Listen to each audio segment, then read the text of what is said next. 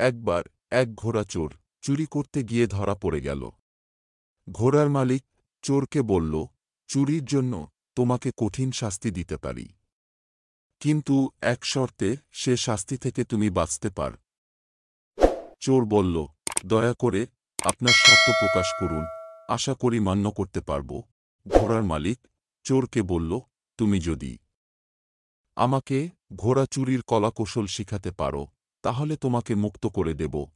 চোর এই প্রস্তাবে আনন্দের সঙ্গে রাজি হল এবং যথারীতি চৌর্যকলা প্রদর্শনে মনোযোগী হল। প্রথমে ঘোড়ার কাছে গিয়ে তাকে একটু আদর করল, দামর্দন করে দিল এবং বলল, প্রথম পর্যায়ের কাজ শেষ। আমি আপনার ঘোড়ার বিশ্বাস স্থাপন করে ফেলেছি। এখন লাথি মারার বা লাফ দেবার সম্ভাবনা নেই। এখন দেখুন, গলার রশি খুলে নিলাম, এখন দক্ষ হস্তে দ্রুততার সঙ্গে লাগাম পরিয়ে ফেলতে হবে। ব্যাস, সে কাজও দেখুন কেমন স্বাচ্ছন্দ্যে করে ফেললাম। এবার একটু সতর্কতার সঙ্গে ক্ষিপ্রগতিতে ঘোড়ায় চড়ে বসতে হবে।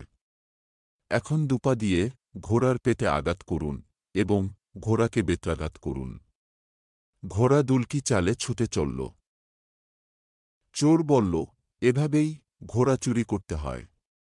তবে ঘোড়ার মালিককে সামনে রেখে এভাবে ঘোড়া নিয়ে চম্পট দেয়ার মজাই আলাদা। এই স্মরণীয় চুরির সুযোগ করে দেবার জন্য ধন্যবাদ। চোর ঘোড়া নিয়ে বিদ্যুৎ গতিতে অদৃশ্য হয়ে গেল। মালিক অন্য ঘোড়া নিয়ে তাড়া করেও চোরকে আর ধরতে পারল না। এই গল্প থেকে আমরা কি শিখলাম? একজন চোর তার স্বভাব অনুযায়ী কাজ করবে। তাকে শাস্তি না দিয়ে উল্টো তার কলাকৌশল জানতে চাওয়া এক প্রকার নির্বুদ্ধিতা।